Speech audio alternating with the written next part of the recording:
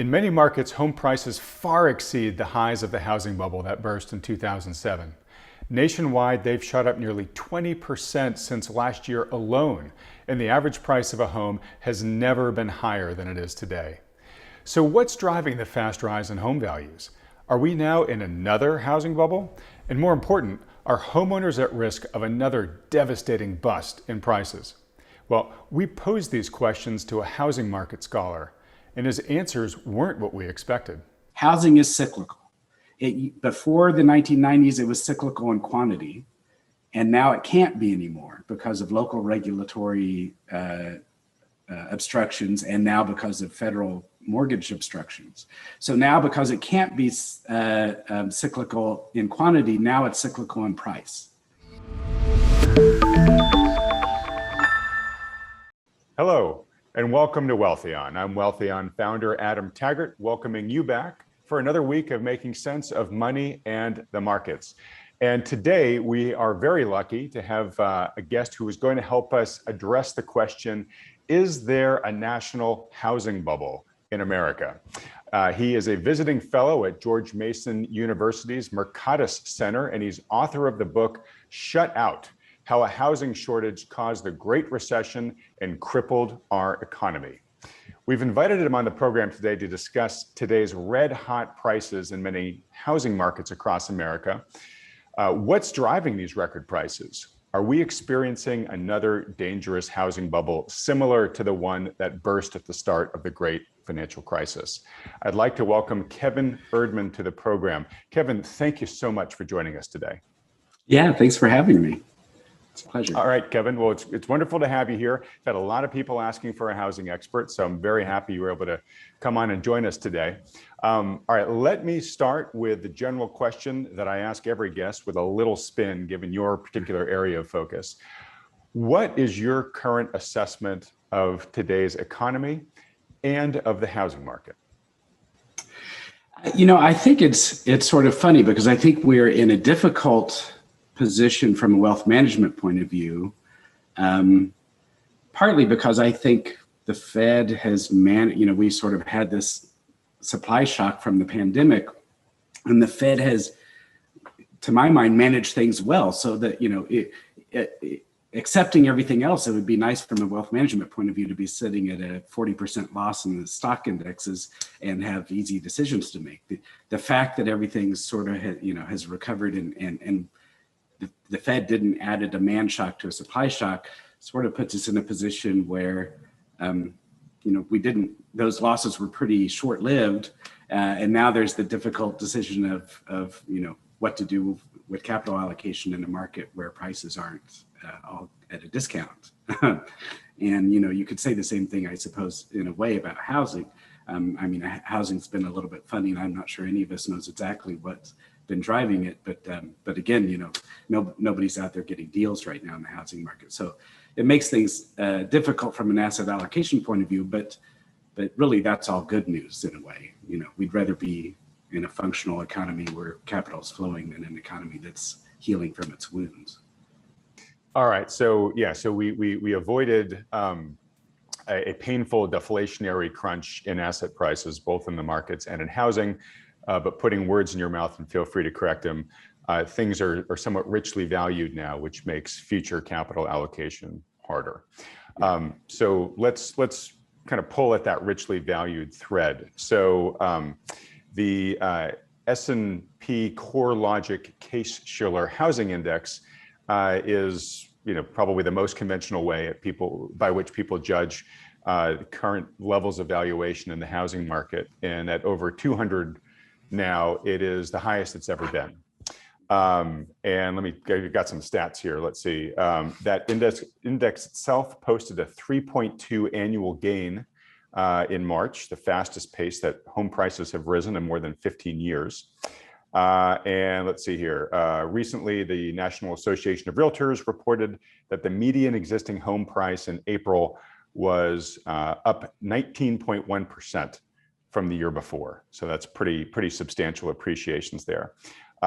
So, as we look across a lot of markets in the country, we see that many of them are now above, maybe even well above the record highs that they had reached during the 2007 run-up of that previous housing bubble. So of course that question, housing bubble, is on a lot of people's lips now.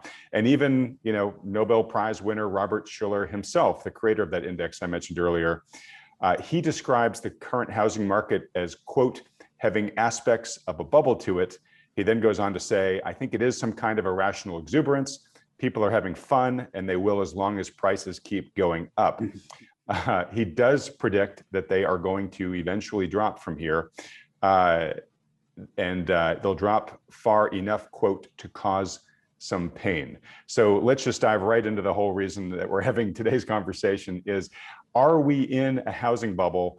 Should we have concerns that we might experience a similar trajectory as we did once the previous bubble burst back in 2007? Or is this truly a different situation this time? It's different in some ways, but it's the same in some ways that probably a lot of your listeners will find counterintuitive, because as you know from seeing my work, I would push back against the idea that we had a bubble in 2005 that was fueled by irrational exuberance that inevitably had to crash. I think the crash in 2008 was the result of a lot of hard work at the federal level that was taken with the goal of making that crash happen. I think we had to work really hard to make housing prices crash. And I don't see federal officials with the same sort of attitude we had back then. I think in 2008 there was sort of a sense of, we did this to ourselves. We went for too much. We were too speculative. We were irrational, and we sort of had it coming.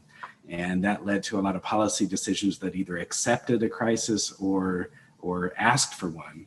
In fact, explicitly, going back and looking at the public conversation at the time, people literally did explicitly demand financial panics. And so I think we're at a different place psychologically today. And so I would say the lesson that people have learned from the last cycle was that we were too complacent, and we believed this myth that home prices never go down, and it made everyone complacent, and it led to the speculative bubble. I would say the lesson to learn is actually you have to work really hard to get home prices to collapse like that, especially across the board in every city across the country. And so I don't think that that's inevitable today, but I think we could certainly make it happen again if that sentiment changes again. I think that in terms of the details, I think what I've done in my work is sort of second guess this idea that debt and speculation, that these were the driving forces in the housing boom before the great financial or the Great Recession. And what I found is actually rising rents were the most important factor even back then. Rents have been universally dismissed as a factor. And if you look at the national, you can sort of squint hard enough at the national level to make it look like rents weren't driving prices. But if you go down to the local level, rents really do explain everything. In fact, through that bubble, from the mid 90s through that bubble up till today, rents have continually at the regional level been a more and more important factor driving prices, which is sort of obvious when you start thinking about it. Like today, people in San Francisco, for instance, today are mad about, or at least pre-pandemic, we're mad about tech workers moving into town, right, and driving up home prices. Well, they weren't mad that those workers couldn't afford houses there. They were mad that they could afford houses and they were driving rents up, right? That's actually the overwhelming force driving the American housing market. And so what happened in that boom was cities like New York City and Boston and LA and San Francisco, they really have a very low rate they don't permit enough housing. They don't permit enough housing even just for regular population growth, even just like to have places for their children to live. So there's this constant outflow of households out of those cities. So there was a moderate increase in housing demand during that period, which you could think of in a lot of ways. One way to think about it is sort of the number of people per unit was declining slightly, which has been very common in the past. In the 70s and 80s, that happened, and we just built more houses. But these cities don't do that now. So that drove up rents in those cities. It drove up prices along with those rents in those cities. And it drove this migration event of all these families moving out of those places for lack of housing. And those families moving out of those places moved into places like Phoenix and Las Vegas and Florida and inland California. So rather than an irrational buyer's market, really what we had was a localized housing supply that metastasized into the rest of the country and sent all these people flooding into other cities and then overwhelming their local markets for lack of supply, because they suddenly had, it was sort of like a refugee crisis. Suddenly there's thousands of families coming into Phoenix that need a roof over their head. They're looking for shelter. It's a fundamental demand drive. Now, what's interesting is that's basically what's happening today. There's migration out of those coastal cities, and that's driving Phoenix and Austin and Miami. There's all these markets where prices are going up. So we have the same migration story. The populations of these coastal centers are declining.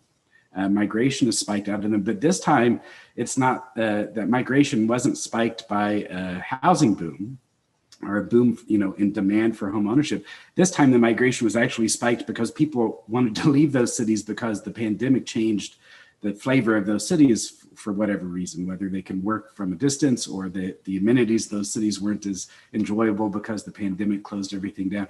So we have the same migration event, but this time instead of being the result of rents in those cities being driven up, it's actually people moving out as the motivation, and rents in those cities are going down. But for the rest of the country, it's sort of the same thing happening. There's this new flow of people moving in, and supply isn't able to sort of keep up with that flow of migration. Now, one difference I've noticed in which surprised me a little bit in the current market compared to that market is there was a very specific flow in 2003, 4, and 5. And so I call those coastal cities closed access cities is my sort of term for them, the cities that don't build enough housing and create this sort of this ongoing housing cost inflation.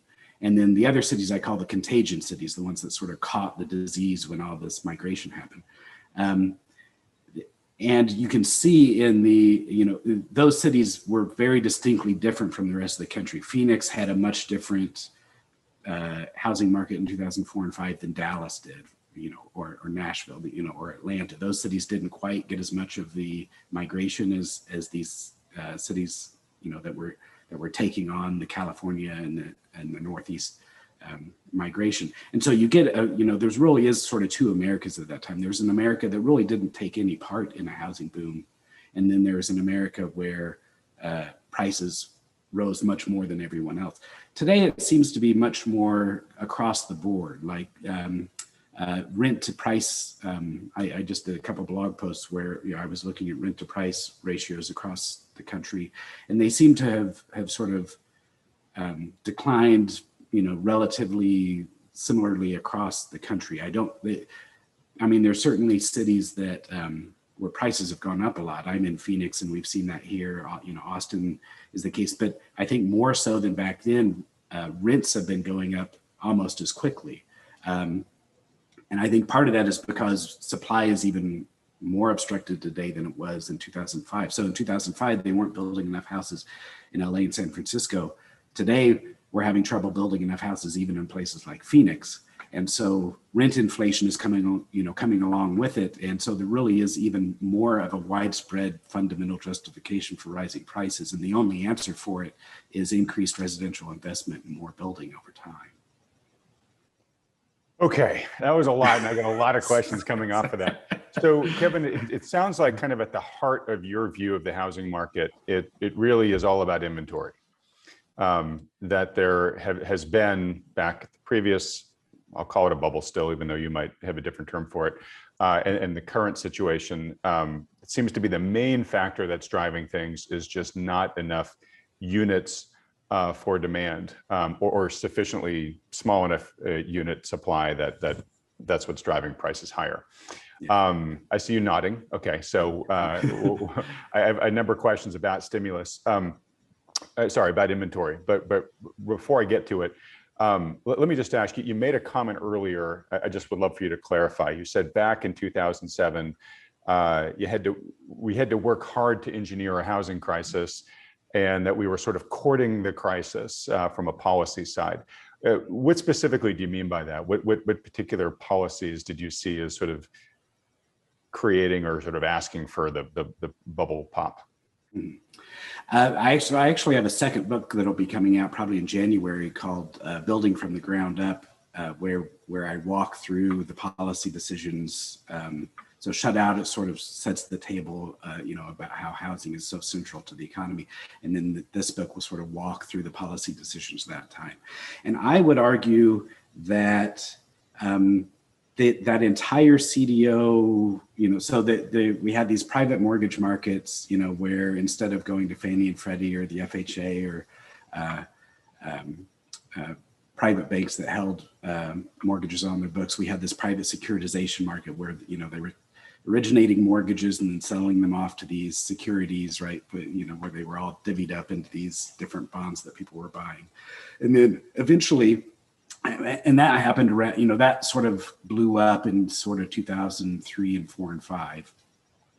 And then eventually those securities started being re-engineered into another tier of investments that were called CDOs. And so they would take all these mortgage securities and they would reshuffle them into new securities, and people were buying those securities. And the reason people wanted those securities is because people wanted AAA. They wanted something safe to invest in, and they had run out of safe things to invest in.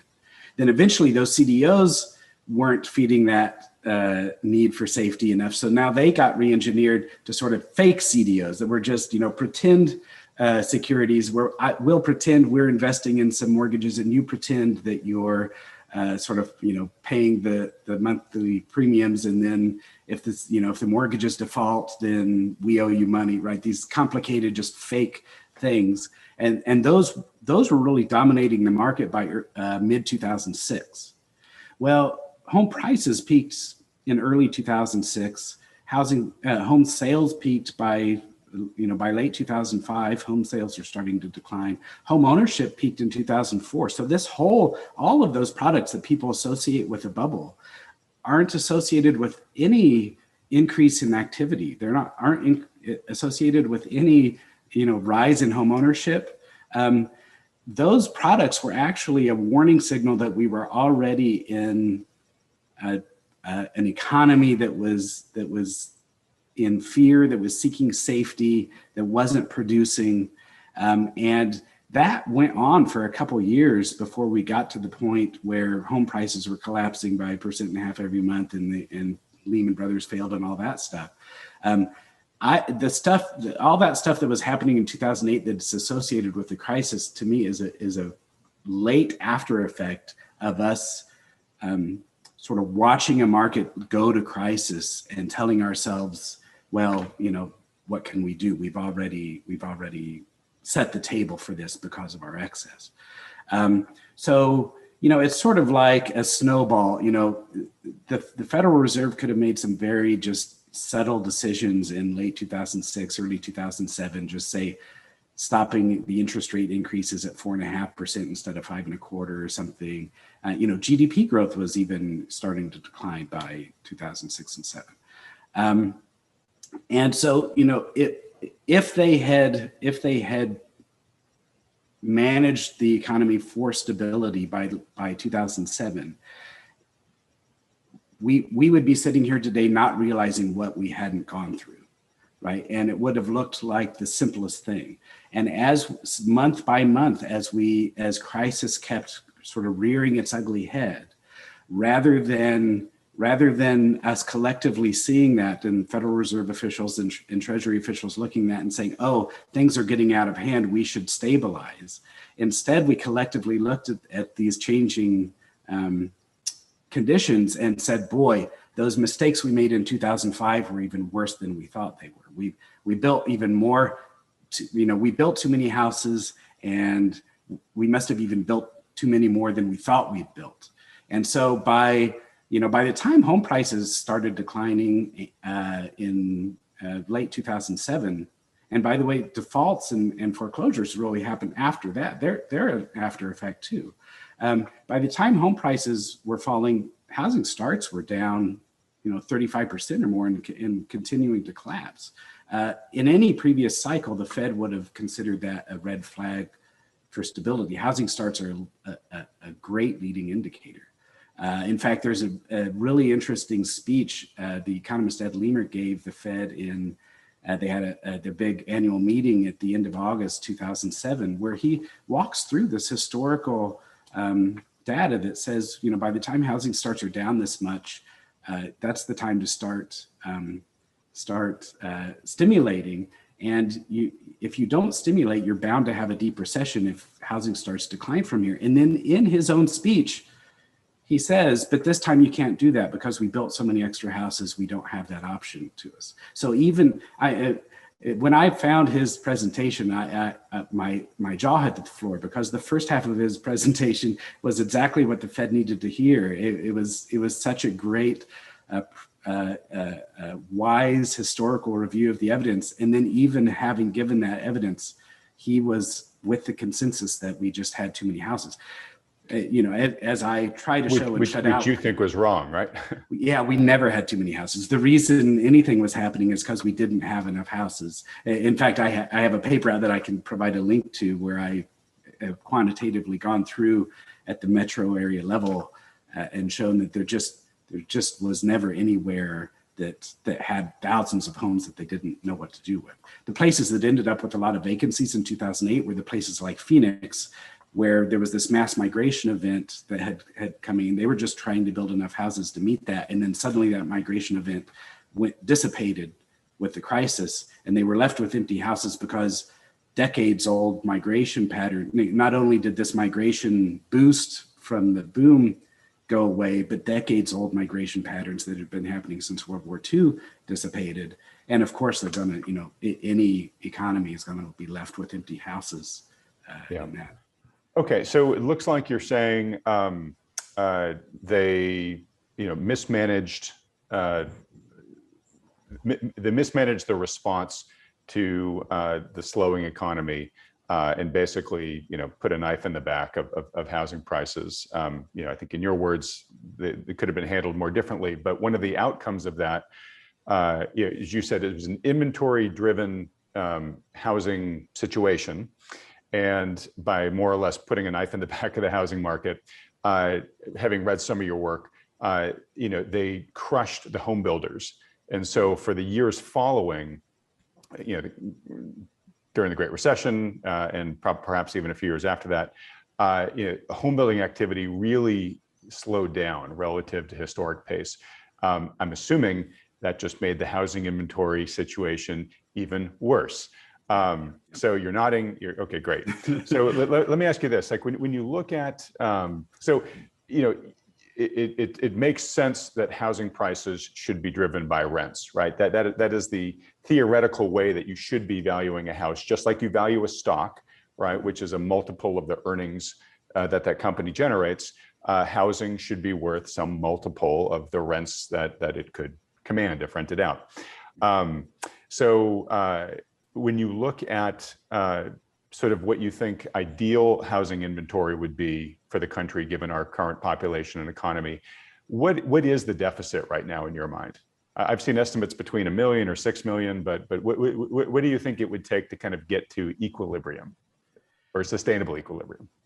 I think something like 6 million is, we could have 6 million more homes now, and we wouldn't have a problem knowing what to do with them, certainly, especially if those houses were in LA and New York and San Francisco and Boston.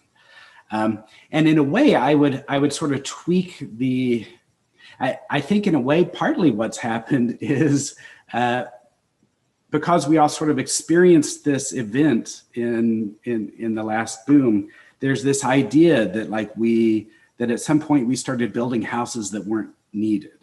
And that there were just, there were empty neighborhoods out in the desert, that sat empty for years because we suddenly, once the Feds, the second step of that, which we can get into if you want to later, is after the Fed started stabilizing, then we really put the clamps down on mortgage lending and made it hard to create supply by selling it to new sort of entry-level buyers, and that's really what's been driving the housing depression since then. But we had this idea that, if you build too many houses, you're just stuck with these things that you don't know what to do with, and then it creates all this all these problems. But that comes from misunderstanding the supply and demand parts of this. And the thing is, one of the ways I put it is housing is cyclical.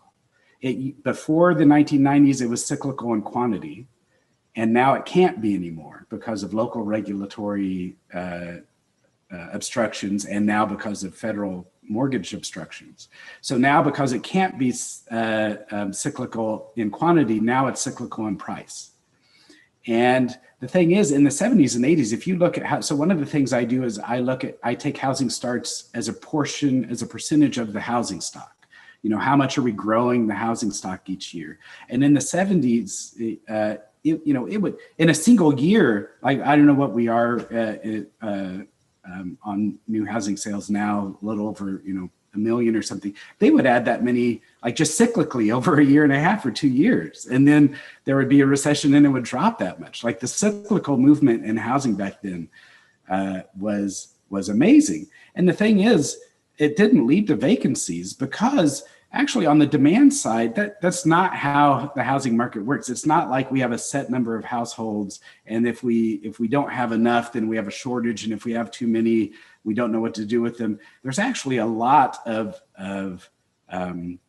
informal and formal sort of give and take in housing demand. That the 25-year-old is still living in the basement, the family that's sort of doing okay, that's why don't we buy that vacation home up in the mountains?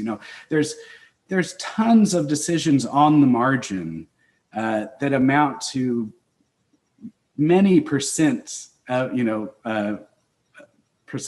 of the housing stock that demand can go up and down to, given whatever supply is available. We can see that in these problem cities like San Francisco. You see, people making six-figure incomes that are, 10 of them piled into a single house, to save on rent. You can see, partly what was happening in 2005 is they'd been piling into houses like sardines, and these new mortgages were giving some of them the ability to go get their own little condo, right? And so that, that drove, because San Francisco wouldn't build them a condo, then somebody had to move to Las Vegas to make room for that. So because we've become so tied up in knots in terms of supply, we've sort of accepted this idea that household size is something like that. All these informal changes that happen don't exist anymore. That, like, household size is 2.57 people per household, and that's the way it was 10 years ago, and that's the way it'll be 10 years from now. But that's just never been the case. Household size in other countries that build enough houses has continued to decline, like it was here in the 70s and 80s. The reason household size is stable is because we don't build enough houses. And then because household size is stable, we've convinced ourselves that there's some sort of level of housing supply that we have to hit, or everything gets out of whack. So I don't think there's actually a danger of overbuilding. There's lots of ways we can find to use whatever houses we use, but certainly several millions of houses would have to be built before rental expenses would revert back to long-term norms. One of the things I think people don't account for is we're spending more on rent as a nation than we ever have before. The rental value of our houses is higher than it's ever been as a portion of our income, and it's not because we're building too many, it's because we're not building enough. Okay, great. And I really actually want to dig into that, because eventually, the question I have for you is do you eventually hit an affordability threshold, right? Where, people just don't have, at the margin, money to support the current prices. Let's see, before we get there though, I could go on all day about, about this. I'm trying to condense it to just a short period of time here. First off, I remember seeing charts, at least in my mind, back in like 2006, showing historical home price to rent ratios And you could see, a long-term mean and then just a huge spike as prices were really taking off, which I think a lot of people look at a metric like that saying, all right, well, that's a bubble, right? You've got a historic average there and you're really deviating from it. What is happening over the past couple of years with the price to rent ratio? Is it increasing similarly, or is it more closer to historic means? It's increasing it, and it's difficult to know exactly how all these pieces fit together. I'm sure that part of that is the low. I would consider a driver of home prices to be not necessarily mortgage rates per se, but long-term real interest rates. So I like to use the 30-year TIPS yield as a sort of indicator of how sensitive housing prices should be to interest rates, because they're a real asset. Their value will increase with inflation, just like a TIPS bond does. And so there has to be, I'm sure that there's some sensitivity to long-term yields, given the options that are out there to allocate your capital to the amount, the rent that's required to justify buying a home at today's prices surely is lower than it was in the 1990s, for instance, because the future value, the present value of those is just greater because yields are lower. But I think the funny thing about the price to rent ratio is the thing, primarily, overwhelmingly, the thing that drives price to rent ratios higher is rising rents. It's a rare case where the denominator is the driving factor, because the positive feedback mechanisms from rent to price are high enough that for every % increase in rent, you see price increases by more than 1%. So if you take, say, the 50 largest metropolitan areas over time, and you look at price to rent ratios in each metropolitan area from, say, 1990 to today, the affordable cities have price to rent ratios that never really change that much. Where price to rent ratios are high, ironically, is where rents are high. I think one way to sort of think about it is that buying a house in a city like San Francisco is sort of like buying a growth stock instead of a value stock. You're buying that house because you've been renting and your rents are going up 8% a year, and you're buying it to stop that. You're buying it as a rent hedge. And it just, in terms of what the data say across the board, this is a universal relationship that price to rent ratios increase because rents increase. It happens across metropolitan areas. It happens across time, and it happens within metropolitan areas. The cheapest houses in the metropolitan area are at the lowest price to rent ratio, and the neighborhoods with the highest incomes and the highest rents, they have the highest price to rent ratios. Great. So here's where I'm going with this, which is, as you said earlier, rental prices are going up still, right? And I live near San Francisco, so I feel like I've got a fairly decent beat on probably one of the more extreme cases in the country. But rents are going up, and home prices are going up faster than rents, right? The price to rent ratio is increasing, as you said, right? So I'm going to get to the affordability question now, which is, do you get to a part there where you just hit a critical mass where A, people just aren't able to pay the rents, and B, they're certainly not able to pay to buy into the housing prices, because the housing prices are increasing at an even faster rate. And I know that there's spillage. I mean, my state is hemorrhaging people into other markets like Austin and Phoenix and Boise and all that stuff. But we're having the same effect there, right? Where both rents are going up and prices are going up there quickly too. So do you get to a point in the story where enough people say, I just can't do it? And if you do, what happens? I think everything comes down to supply. So in a place like San Francisco, there might be more potential for price volatility because San Francisco is just maxing out its municipal willingness to build more houses. You can't build more houses there. I mean, unless literally you destroy what's there and just build super high rises everywhere, which is looking unlikely. Yeah, exactly. So, so on the one hand, that means that the rental justification for it isn't going anywhere. I mean, of course we've had these upheavals due to the COVID factor, and a lot of people have had their rents go way down in places like San Francisco. I think we'll see that sort of go back to traditional trends once we're through COVID. But it is interesting that even given those falling rents, it hasn't had much of an effect. Prices have sort of leveled off in San Francisco, but prices haven't collapsed like rents have. In the other cities, I think it's still a lack of supply and rising rents that's driving the market. So I think, I guess I just don't see that necessarily as a danger. I think prices like how much people are going to pay for bonds.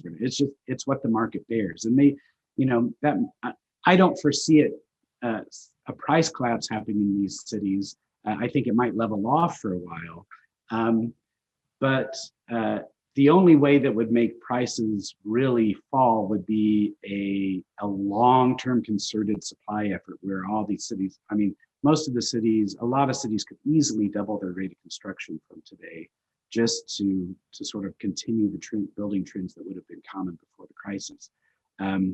And that's not going to happen overnight. So the things that would really fundamentally bring prices down, would be such a part of a long-term supply process that I don't see it as sort of a cyclical danger. The other thing about that is, what we're seeing today is a lot of, what ends up happening is when markets get hot, appraisers can't keep up with the market, right? So you get this weird situation, which we see a lot of anecdotes about today, where a house is listed for $400,000 because that's what the appraisals come in at. They know that it's really going to sell for $450,000, but the realtor's not going to set it at above appraisal, and the banks aren't going to approve somebody for a mortgage at $450,000. So you get 20 bids above asking, right, from people that have gathered cash from somewhere, so they can buy the house, with a mortgage that's not, where they're making a larger down payment, so they can get a mortgage for the appraised part. So actually, there's a lot of people in a hot market like today. There's a lot of people. The leveraged buyers are sort of locked out. There's some markets they go and put bids in and they keep losing because all the houses are selling at above appraisal. I think if you think about that, the first thing that's going to happen as those markets cool off is all those above asking prices sort of settle down. The appraisers catch up, right? And you end up now with a market where it's appraised at $450,000 and it's selling at $450,000. And maybe because the market was hot and maybe it stays at $450,000 for a couple of years. But now you've got all this pent up demand of all the people that needed that could only afford a 5% down payment, that have basically been locked out of the market for a year, and now they can actually come in and start buying. So I think that actually sets sort of a support under markets that have been hot. And the irony is when that happens, and I think this is part of the story, this is speculative, but I think this is part of the story of what happened in 2005, 6, 7, and 8. It's the same things happening, at that time in Phoenix where I live, prices had skyrocketed. They were basically holding lotteries at the new neighborhoods for who, we've got 5 permits this week. 10 of you showed up, put your names in a hat, and 5 of you get the honor of buying a house this week. And come back next week and it'll be $5,000 more, and we'll go through this again. As those markets cool off, naturally, the more leveraged buyers are the ones that have been locked out of that, and they come in. And our response to that is to say, oh, it's a Minsky cycle.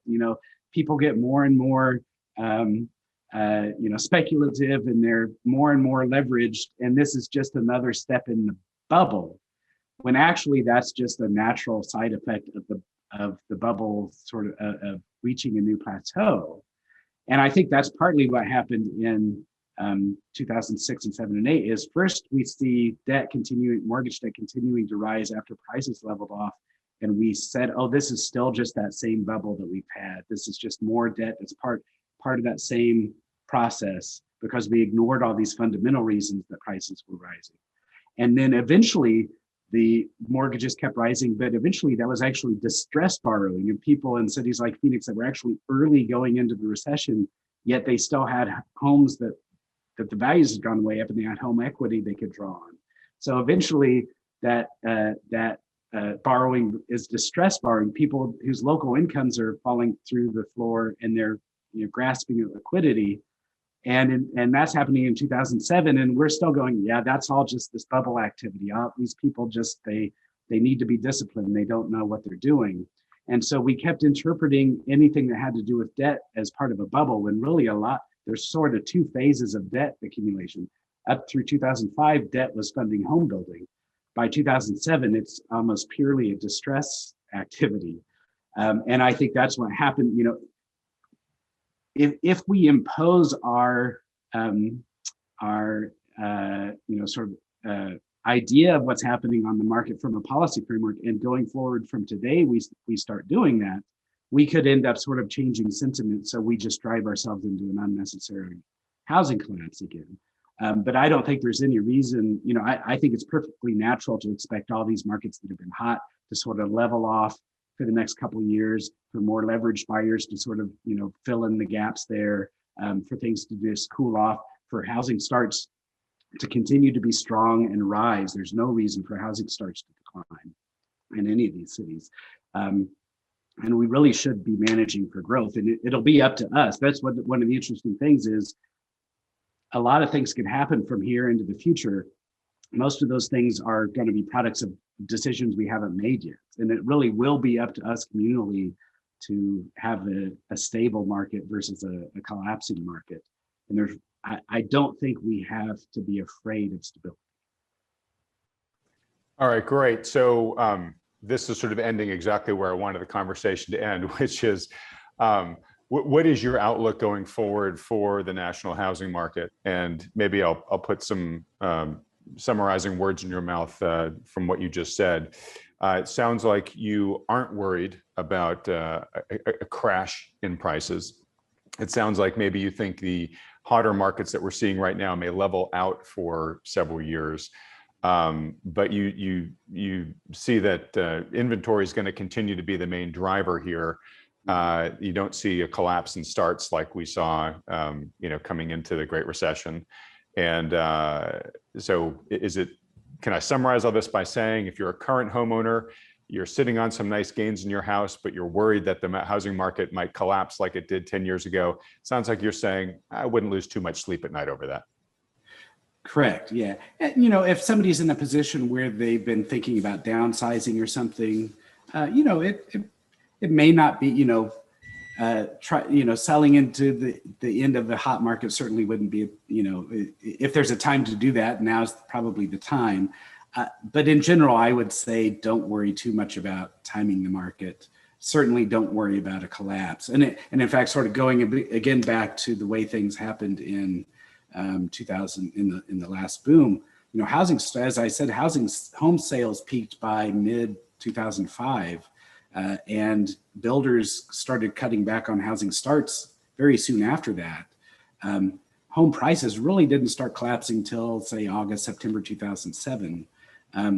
So even in that worst case scenario, let's say that your listeners don't believe anything I've said about it, and they think that the bust was inevitable.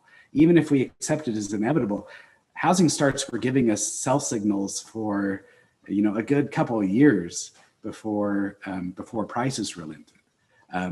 And so, so we have an early detection system there to look at. Exactly. But I would say not, from a policy point of view, we should use it as a detection mechanism to say, okay, now the Fed should, not worry about stimulus. We should keep stable economic growth, and we should want those starts to continue to rise.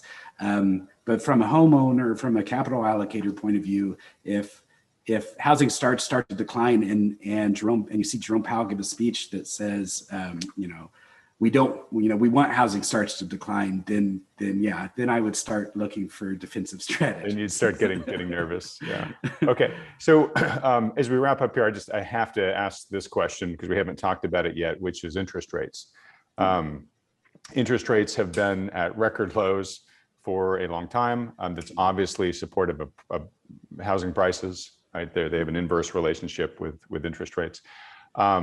I think there's a lot of people say, look, the Fed's not going to raise interest rates anytime soon. There's a lot of people that say the Fed can't afford to raise interest rates ever at this point. But in theory, the Fed does not control the market, right? So just a quick answer here, but should interest rates rise dramatically from here? Right, we're seeing concerns about inflation, but for whatever reason, if interest rates begin to get away from the Fed and rise, does that change your outlook for housing? No. And in a way, I think this is a reason why I think housing is actually a really interesting sector now. And the home builders are an interesting sector because I really think it has some combination of defensive and offensive characteristics. The home builders generally are trading at, high single digit forward PE ratios. And there's no supply and demand reason for us to expect them for their revenues to collapse for another decade. There's lots of room for growth in that in construction. And so in a way, I would say, there's sort of the short term, there's sort of the machinations of the Fed, which I actually think it adds clarity for me to sort of think about Fed operations without thinking about interest rates. I think that adds more noise than signal.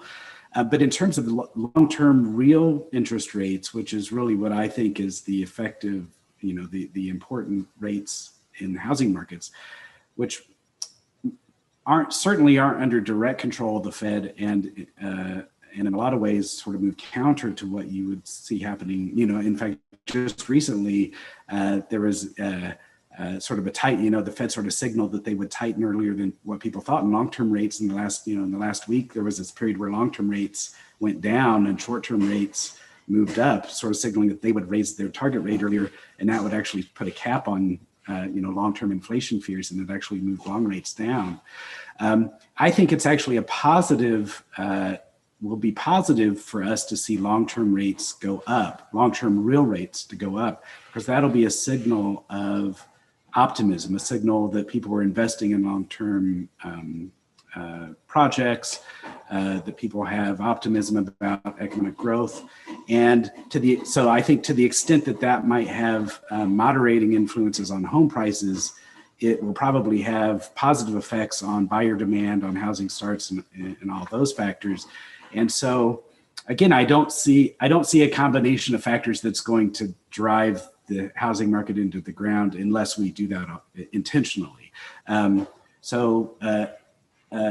inflation-related stuff I think is more short-term and more doesn't necessarily affect housing markets as much. But the thing that's really unusual in historic terms is real long-term interest rates. And I don't see a lot of reasons to be pessimistic if we see those rates rising. All right, great. Well, look, we're going to have to leave it there. Thank you so much for coming on, Kevin, and educating us about the housing market. And I got to say, a lot of what you're saying sort of requires some real processing, but it's fascinating. And I think the inventory story is probably news to most people out there. I think we look at the prices and do think that it's speculation and cheap credit and driven, but the fact that it's the inventory is the core determinant is I think it's a very valuable bit of insight for viewers here. So as we wrap up, Kevin, for people that have enjoyed this conversation and would like to learn more about you and your work, where should they go? I'll give you a couple links. You can look at my research links at the Cdos Center. As you said, I have a book called Shut Out that's about this general lack of housing and how it's a central component operating in the economy. I've got a paper that came out recently called "Build More Houses" that, as I said, sort of goes into quantitatively what was happening in housing supply through the last boom. And so I can give you links to all those, and those can definitely be a starting off people. And people can also follow me on Twitter at @Erdmann, where I tend to share a lot of things. Great, great. We'll put that Twitter link up here on the screen when we edit this. All right, Kevin. Well, again, thank you so much for coming on and updating us about this. And as we continue to sort of watch the developments in the housing market, if anything major happens, we'd love to have you come back on again. It'd be great. Yeah, appreciate it. All right. Thanks so much, Kevin. We hope you've enjoyed this discussion with housing market expert Kevin Erdmann. To help us continue to bring more of these interviews with great guest experts on important financial topics to you, if you haven't done so already, please subscribe to this YouTube channel by clicking on the subscribe button below, as well as that little bell icon right next to it. And as a thank you for doing so, I have this free, valuable resource for you. If you'd like to see the charts and data behind Kevin's claim that an inventory shortage is the primary driver of today's housing market, you can download his 62-page white paper on the subject for free by going to wealthion.com/housing. Thanks for watching.